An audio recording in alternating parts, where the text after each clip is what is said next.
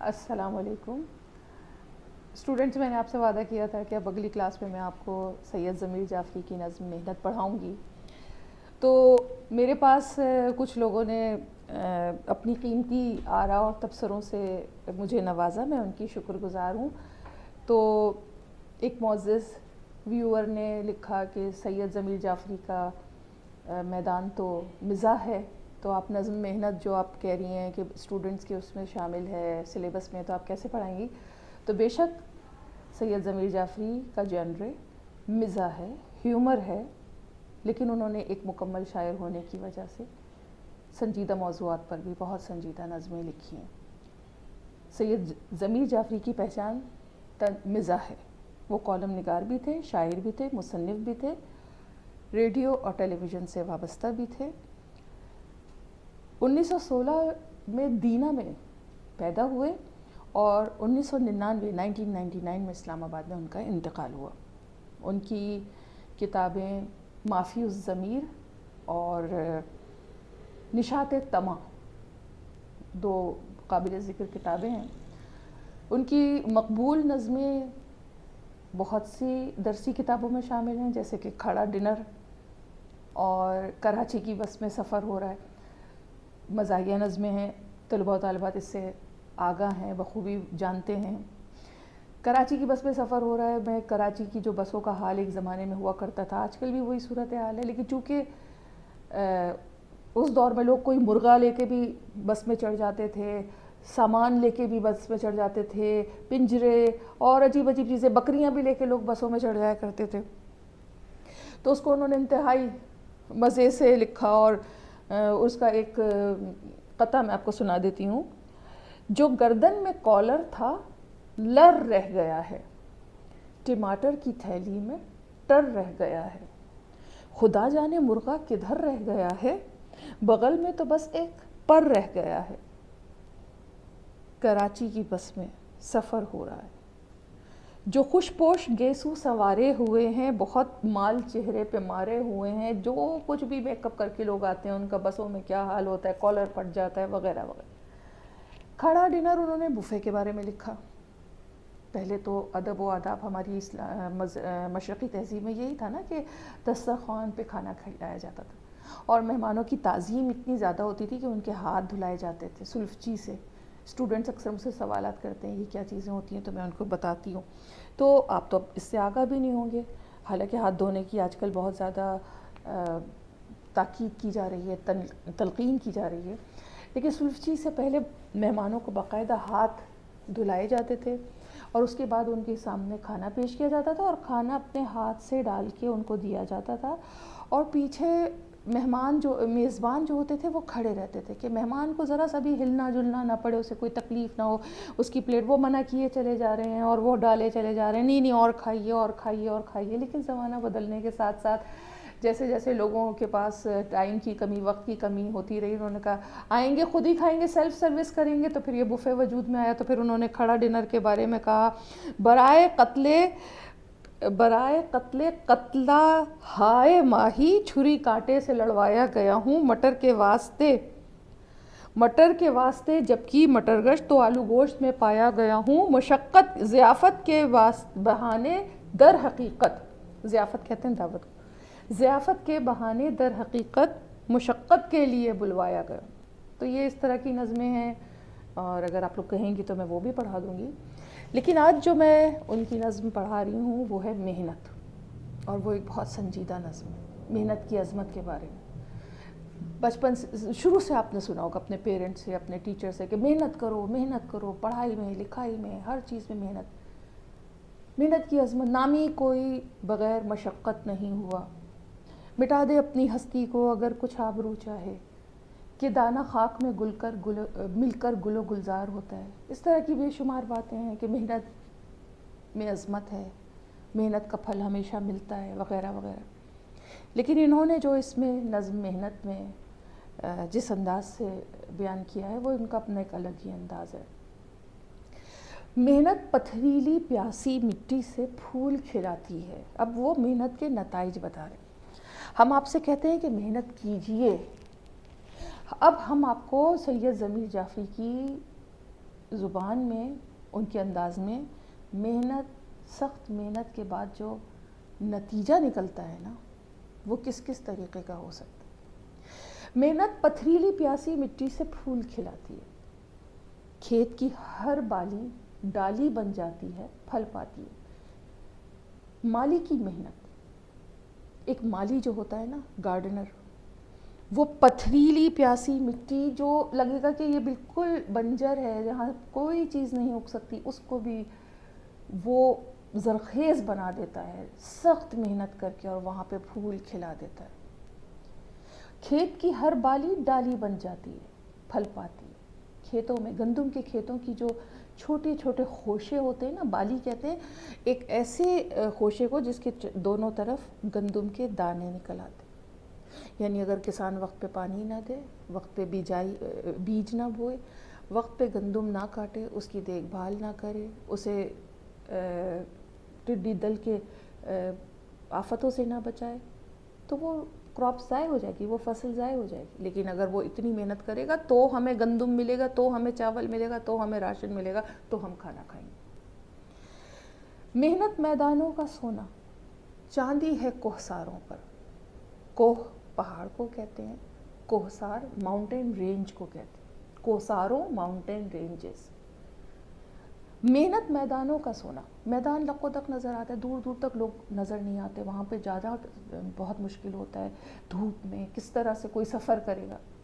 لیکن جو محنت ہوتی ہے نا، محنت کرنے والے انجینئرز اور کھدائی کرنے والے، وہ جاتے ہیں اور انہی میدانوں میں سے، جو لق و دق میدان ہوتے ہیں جہاں ریت اور مٹی کے سوا کچھ نہیں ہوتا، پتہ چلاتے ہیں کہ وہاں اس میں کہاں پیٹرول پایا جاتا ہے، کہاں تیل پایا جاتا ہے، کہاں منرلز پائے جاتے ہیں۔ تو یہ صرف اور صرف ایک انجینئر کی محنت نہیں ہوتی ہے، وہاں پہ کام کرنے والے تمام مزدوروں کی محنت ہوتی ہے، جو اسی میدان کو سونا بنا دیتی ہے۔ چاندی ہے کوہساروں پر، پہاڑوں پر چاندی بن کر محنت نظر آتی ہے۔ ماؤنٹ ایوریسٹ پہ جا کے، K2 پہ جا کے جب آپ اپنے وطن کا پرچم لہراتے ہیں تو آپ کی محنت پھل پاتی ہے۔ اسی طرح پہاڑوں پہ گھر بسائے جا چکے ہیں۔ شاہراہ قراقرم سخت محنت کی اور سخت قربانیوں کی مثال ہے کہ پہاڑوں کو کاٹ کے کس طرح سڑکیں بنائی گئی لوگوں کو سہولت پہنچانے کے لیے کہ لوگ اس پہ سفر کر سکیں، گھر تعمیر کیے جاتے ہیں، بہت کچھ ہوتا ہے، لیکن یہ ایسے ہی نہیں ہوتا۔ لوگ اپنی جان جوخم میں ڈال کے یہ سارے کام کرتے ہیں، اور کئی لوگ اپنی جانیں بھی گنوا دیتے ہیں دوسروں کے آرام کے لیے، میرے اور آپ کے آرام کے لیے۔ محنت میدانوں کا سونا، چاندی ہے کوہساروں پر، محنت ہی سے آج بشر کا ہاتھ ہے چاند ستاروں پر۔ بشر کہتے ہیں انسان کو، انسان جو آج چاند تک پہنچ گیا ہے، ستاروں تک پہنچ گیا ہے، نئی نئی دریافتیں کر رہا ہے، پلینٹس کے بارے میں پتہ چل رہا ہے، کون سا سیارہ نہیں ہے، نیا سیارہ کہاں وجود میں آ گیا، کہاں پہ آکسیجن نظر آ رہی، کہاں پہ پانی کے ملنے کے امکانات ہو سکتے ہیں، وغیرہ وغیرہ، وہ بیٹھے بٹھائے تو نہیں حاصل ہوئی۔ یہ گیلیکسیز، یہ کہکشائیں، یہ ساری دنیا میں آسمانوں پہ یہ سب کچھ جو ہو رہا ہے، یہ ہمارے ایسٹرونومر جو ہیں، جو وہاں جاتے ہیں، اپنے جان کو بھی جوخم میں ڈالتے ہیں اور خالی سیارے پہ بھیجتے ہیں، اور سیٹلائٹس کے ذریعے یہ سب ریسرچ کر رہے ہیں، علم حاصل کر رہے ہیں، اور فزیکلی بھی وہاں پہنچ رہے ہیں۔ تو انسان کا ہاتھ اگر چاند ستاروں تک پہنچا ہے تو ایسے ہی نہیں پہنچا ہے۔ پھر شاعر فرماتے ہیں، محنت صحرا کوہ و بیاباں پاٹ کے شہر بساتی ہے، بھاری پتھر سخت چٹانیں کاٹ کے نہریں لاتی ہے۔ ہمیں جو نظر آتا ہے نا کہ یہ کہیں سے ادھر ایک شہر سے دوسرے شہر تک نہر جا رہی ہے، دریا سے پانی پہنچایا جا رہا ہے، اس میں بیچ میں کتنے پہاڑ آتے ہیں، کتنے صحرا آتے ہیں، کتنے جنگل آتے ہیں، اس میں سے گزار کر ایک دریا کا پانی دوسرے شہر تک پہنچایا جاتا ہے، اور بھاری پتھر سخت چٹانیں کاٹ کے نہر، یہ انسانوں کی محنت ہوتی ہے، وہ لگے رہتے ہیں کٹ کٹ کٹ کٹ کرتے رہتے ہیں۔ یہاں پہ مجھے اقبال کا وہ شعر بھی یاد آ رہا ہے جو انہوں نے کہا تھا، شیریں اور فرحات کے واقعے کو تلمی بنا کے، جوئے شیر و تیشہ و سنگ گراں ہے زندگی۔ کہ انسان کی زندگی جو ہے وہ سنگ گراں ہے، بھاری پتھر ہے، اور اس کو اس بھاری پتھر سے تیشے کے ذریعے، کلاڑی کے ذریعے دودھ کی نہر نکالنی ہے۔ تو کہنے کا مطلب یہ ہے کہ زندگی محنت کا دوسرا نام ہے۔ باطن کی رعنائی محنت ہی سے اجاگر ہوتی ہے، پتھر پتھر ہیرا ہے اور کنکر کنکر موتی ہے۔ باطن کہتے ہیں انر کو، اندر کی چیز کو، ظاہر اپیرنس میں آپ کیسے ہیں، آپ کی شکل صورت کیسی ہے، آپ کی قد و قامت کیسی ہے، یہ آپ کا ظاہر ہے۔ آپ کی عادتیں کیسی ہیں، آپ کا اخلاق کیسا ہے، آپ کا کردار کیسا ہے، یہ آپ کا باطن ہے۔ آپ کے اندر کیا ٹیلنٹ چھپا ہوا ہے، آپ کے اندر کتنی صلاحیتیں ہیں، یہ آپ کا باطن ہے۔ تو وہ یہ کہہ رہے ہیں شاعر کہ اگر اندر کی خوبصورتی کو بھی نمایاں کرنا ہو نا، اجاگر کا مطلب ہے نمایاں کرنا، اس کے لیے بھی محنت چاہیے ہوتی ہے۔ ایک ٹیچر کی محنت ایک اسٹوڈنٹ کے اندر کی صلاحیتوں کو ڈسکور کر کے باہر لانے میں مدد کرتی ہے۔ والدین کی محنت بچوں میں چھپی ہوئے ٹیلنٹ کو ڈھونڈنے میں محنت کرتی ہے، اور ہماری محنت، ہمیں نظر آتا ہے کوئی چیز پتھر ایسا ہے کہ بھئی اس کو پھینک دو، گھر میں کوئی فالتو چیز پڑی ہے اس کو پھینک دو، بالکل کسی کام کی نہیں، لیکن اگر ہم ذرا سی اس کے اوپر محنت کرتے ہیں، اس کو نئی شکل دیتے ہیں، وہ ایک خوبصورت ڈیکوریشن پیس بن جاتا ہے۔ وہ یہ کہتے ہیں کہ اگر محنت نہ کریں تو ہر ہیرا جو ہمیں نظر آتا ہے نا، ڈائمنڈ، وہ پتھر ہے، اور جو موتی یعنی ریل پرلز ہمیں نظر آتے ہیں وہ کنکر ہیں۔ اگر ہم ان پہ محنت نہ کریں، اگر ہم ان کی تراش خراش نہ کریں، اگر ہم انہیں کارو نہ کریں، اگر ہم اس موتی کی چمک کو مان پڑنے دیں، تو ہماری تو ساری چیزیں بیکار چلی جائیں گی۔ انسانوں کی محنت قدرتی وسائل، قدرتی خزینے کو بھی خوبصورت بنانے کے لیے درکار ہوتی ہے۔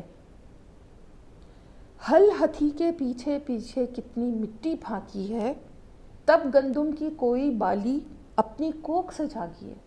کوکھ کہتے ہیں پیدا کر جہاں پہ کسی زندہ چیز کی تخلیق ہوتی ہے۔ میں آپ کی آسانی کے لیے اس کو گود کا نام دیتی ہوں، اگرچہ یہ گود نہیں ہے۔ ہل کے پیچھے محنت کرتا ہے انسان، کس قدر مٹی پھانکتا ہے، اپنی پوری پرسنالٹی کو تباہ کر لیتا ہے، اس کے کپڑے میلے ہوتے ہیں، سر سے لے کے پاؤں تک وہ مٹی میں اٹ جاتا ہے، لیکن وہ ہل چلاتا رہتا ہے، منہ کے اندر، ناک کے اندر مٹی مٹی ہوتا ہے، تب جا کے وہ اپنی محنت کا پھل پاتا ہے، اور گندم اگتی ہے، اور فصلیں اگتی ہیں، اور روئی کاٹن اگتا ہے، جس کو سے ہم کپڑے بناتے ہیں، جس کو ہم باہر بھیجتے ہیں، اور اس کے ہم پیسہ وصول کر کے اپنی ملک کی معیشت کو، اکانومی کو بہتر کرتے ہیں۔ وہ اگر یہ سب کچھ نہ کرے، اس کے کھانے کے لیے تو 1 کلو گندم کافی ہے، لیکن وہ جو منوں ٹنوں گندم کے لیے محنت کرتا ہے، وہ ہمارے لیے کرتا ہے، لوگوں کے لیے کرتا ہے، انسانوں کے لیے کرتا ہے۔ اور ہر کوئی صرف اگر اپنے لیے کام کرے اور اپنے لیے محنت کرے تو اس سے بھی زندگی کا کاروبار نہیں چلتا۔ ہمیں سب کے لیے محنت کرنی پڑتی ہے۔ ہم میں سے کچھ لوگ ہوتے ہیں جو اپنے بیانڈ دیم سیلف وہ کام کرتے ہیں۔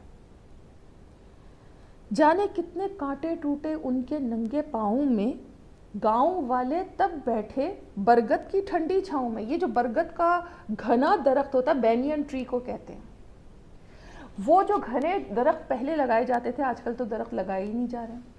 آج کل تو درختوں کو کاٹنے کا بڑا فیشن اور بہت رجحان ہو گیا ہے، لیکن کیا جب انسان پیدل سفر کیا کرتے تھے تو ان کے لیے راستے میں کوئی درخت ان کو مل جاتا تھا تو ان کے لیے بہت بڑی نعمت ہوتی تھی، وہ بہت راحت انہیں ملتی تھی، وہ اس میں آرام کرتے تھے، کھانا کھاتے تھے۔ تو وہ یہ کہہ رہے ہیں کہ کسی نے تو اس کو اگایا ہوگا نا، جس کا پھل ہم کھا رہے ہیں، جس سے ہم فیض یاب ہو رہے ہیں۔ ان کے اپنے پاؤں ننگے رہے ہوں گے، اور ان کے اپنے پاؤں میں کتنے کانٹے چبھے ہوں گے، لیکن انہوں نے گاؤں والوں کے بیٹھنے کے لیے ایک سایہ دار درخت فراہم کر دیا۔ یہاں سے ایک دوسرے موضوع کی بھی ابتدا ہوتی ہے، درختوں کے کاٹنے پہ۔ پروین شاکر کا شعر ہے، ایندھن کے لیے آج جو یہ کٹ کے گرا تھا، چڑیوں کو بہت پیار تھا۔ ایندھن کے لیے آج جو یہ کٹ کے گرا ہے، چڑیوں کو بہت پیار تھا اس بوڑھے شجر سے۔ تو کہنے کا مطلب یہ ہے کہ درخت کاٹ کاٹ کے ہم نے ماحولیات خراب کی، ہم نے پرندوں کے گھروں کو برباد کیا، ہم نے اپنے، اب آپ یہ دیکھیے کہ آپ کو جب گاڑی پارک کرنی ہوتی ہے آپ کے پیرنٹس کو، تو ہر کوئی شیڈ ڈھونڈ رہا ہوتا ہے، کہیں کوئی درخت نظر آ جائے کچھ، اس وقت آپ کو درخت کی اہمیت کا اندازہ ہوتا ہے۔ خیر وہ ایک بالکل الگ موضوع ہے، اس پہ پھر کبھی ہم بات کریں گے۔ نوع بشر کو عزت، عظمت، قوت دینے والے ہیں جن چہروں پہ گرد جمی ہے، جن ہاتھوں پہ چھالے ہیں۔ نوع بشر انسانیت، ہیومینٹی، ان کو عزت، عظمت اور قوت کون دیتا ہے؟ وہ جن کے چہروں پہ گرد جمی ہے، جن کے ہاتھوں پہ چھالے، جن کی اپنی حالت بہت بری ہے۔ مثال کے طور پر آپ اچھے کپڑے پہن کے گھر سے باہر نکلتے ہیں، اچھی گاڑی میں بیٹھتے ہیں، صاف ستھری گاڑی میں بیٹھتے ہیں، آپ کے پاس بہت اچھا موبائل ہے، آپ بہت شان و شوکت کے ساتھ، عزت کے ساتھ معاشرے میں موو کرتے ہیں، لیکن آپ کے کپڑوں پہ استری کرنے والے، آپ کے کپڑوں کو دھونے والے، آپ کے گھر کو خوبصورت بنانے والے، صاف ستھرا بنانے والے، آپ کو وقت پہ کھانا فراہم کرنے والے، وہ آپ کے ماسیاں، آپ کے نوکر، وہ آپ کے ڈومیسٹک اسٹاف، حد یہ کہ جمعدار وغیرہ جو بھی ہیں، ان کی اپنی حالت دیکھیے۔ اگر وہ ایک دن آپ کے گھر نہیں آتے، آپ کے گھر کا کیا حال ہوتا ہے؟ ایک دن سڑک پہ جھاڑو نہ لگے تو دیکھیے کہ کیا حال ہوتا ہے۔ ان کی اپنی حالت انتہائی بری ہوتی ہے، لیکن انہوں نے انسانوں کو بہت عزت دی ہوئی ہوتی ہے۔ میں جو اس وقت یہاں بیٹھی ہوں، اس مائک کے ذریعے، اس ٹیکنالوجی کے ذریعے آپ سے مخاطب ہوں، یہ سب کچھ انسانوں کی محنت کی بدولت ہے۔ سب نے محنت کی، کسی نے دماغی محنت کی، کسی نے جسمانی محنت کی۔ محنت کے بغیر کبھی کوئی چیز حاصل نہیں ہو سکتی۔ دانا دانا چن کر لاتا جاتا ہے انباروں میں، جلتا ہے انسان تو پھر جلتے ہیں دیے بازاروں۔ دانا دانا ایک ایک کر کے، دیکھیں گندم کو ایک ایک کر کے اٹھا کے چن کے عورتیں لاتی ہیں اور لاتی ہیں اور لاتی ہیں، اور کپاس بھی اندر سے، اور پتی کے کھیتوں میں سے بھی آپ نے دیکھا ہو، اور پھر انبار بنتے ہیں، ڈھیر بنتے ہیں۔ جلتا ہے انسان، جب وہ اپنے آپ کو جلاتا ہے محنت میں، دھوئیں میں، پسینے میں، دھوپ میں، تو پھر جلتے ہیں دیے بازاروں میں، تو بازاروں کی رونقیں بڑھتی ہیں۔ عید کے موقع پہ دیکھیں بازاروں میں کتنی رونق ہوتی ہے ماشاءاللہ سے۔ کھانے پینے کی چیزوں کی دیکھیں کتنی فراوانی ہے۔ چوڑیوں کی صنعت سے کس قدر زبردست قسم کی چوڑیاں بن رہی ہیں، اور سارے بازاروں میں جوتے، ایکسیسریز، ہر لوازمات ہیں کہ بھرے ہوئے ہیں، لیکن فیکٹریوں میں انسانوں نے اپنے آپ کو جلایا ہے۔ کس طرح سے جلایا؟ میں ان واقعات پہ بات نہیں کر رہی ہوں جہاں پہ واقعی لوگ جلیں، میں اسے محنت سے جلایا، بہت کم اجرت پہ کمایا، لیکن ہمیں وہ ساری چیزیں پرووائڈ کی، مہیا کی۔ موتی ہے ہر بوند مگر جو نکھرے خون پسینے سے، چاند اترتا ہے لیکن ایک ایک کرن کے سینے سے۔ ہماری پسینے کی ہر بوند موتی بن سکتی ہے اگر وہ محنت کا پسینہ ہو۔ اس سے موتی بننے سے کیا مراد ہے؟ کہ ہم کوئی پروڈکٹیو کام کر رہے ہیں، ہم کچھ نہ کچھ پیدا کر رہے ہیں، محنت کر کے امیاں کھانا پکا کے آپ کو کھلا رہی ہیں، محنت کر کے آپ کے والدین آپ کے لیے دنیا بھر کا سامان لا رہے ہیں، محنت کر کے کوئی آپ کے لیے بہت کچھ کر رہا ہے، تو وہ اس کے پسینے کا ہر قطرہ ریئل پرل کے برابر ہے۔ چاند اترتا ہے لیکن ایک ایک کرن کے سینے سے۔ آپ کو اپنے ملک میں چاند اتارنا ہو، آپ کو اپنے شہر میں چاند اتارنا ہو، اپنے گھر میں چاند اتارنا ہو، تو آپ اتار سکتے ہیں، لیکن اس کے لیے آپ کو ہاتھ بڑھا کے چاند نہیں ملے گا۔ آپ کو اس کے لیے محنت کرنی ہوگی، اس کی ایک ایک کرن حاصل کر کے آپ اپنے ملک کو، اپنے آپ کو، اپنے گھر کو، اپنے لوگوں کو ترقی یافتہ بنا سکتے ہیں، اپنے صحن میں چاند اتار سکتے ہیں۔ شکریہ۔